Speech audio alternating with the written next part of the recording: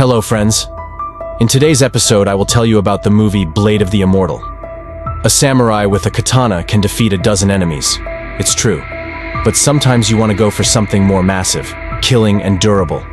Samurai Manzi is ordered by his master to kill a corrupt lord and his henchmen. After the incident, Manzi's sister's sanity is shaken, for her husband was killed in the massacre. The samurai takes the girl and escapes.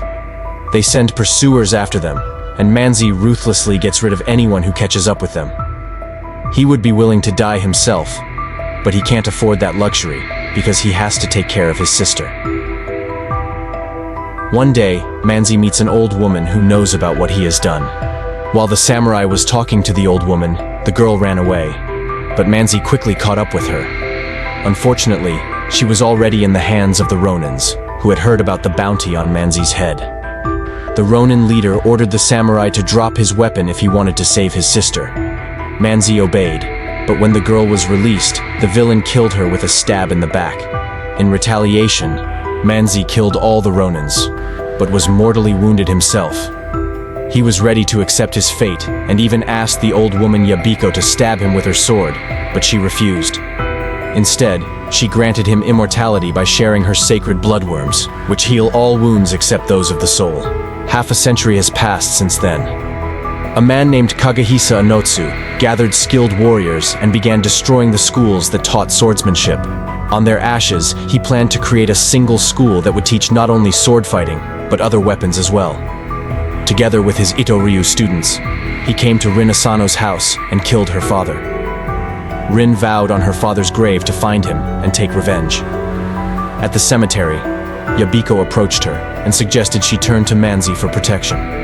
The samurai realized that Rin reminded him of his dead sister, and although he initially refused to help her, he later changed his mind. Manzi went into battle with Sabato Kuro, who turned out to be a terrifying villain. The samurai fought for Rin, and even though Sabato pierced him with his blade, Manzi survived and killed his opponent. Afterward, he agreed to assist Rin in her revenge. Manzi later encountered Ikemen, who also happened to be immortal. In the battle, Ikemen used a special poison that slowed the activity of bloodworms. Manzi was wounded, but continued to fight and defeated Ikemen. At this time, the Ito-ryu disciples continued to kill using Manzi's name. Anotsu, realizing that his enemies were hunting him, decided to make a deal with Haba, offering him to be the head of the new school. But Haba planned to betray him. Rin continued to search for Anotsu to get her revenge. Her path crossed with Shira, who was another villain. Shira tried to capture Rin, but Manzi came to her rescue again, fighting her enemies and saving the girl. However, Rin realized that Manzi was protecting her because she wanted to die at the hands of one of the enemies. Not wanting to see him die, she decides to go in search of Anotsu alone. Eventually, Manzi and Rin meet again. The samurai fights Anotsu, but instead of killing him, he leaves that right to Rin. She decides not to finish off her enemy, but vows that she will defend justice for the rest of her life. Manzi, realizing that it is his duty to protect Rin, continues his journey with her.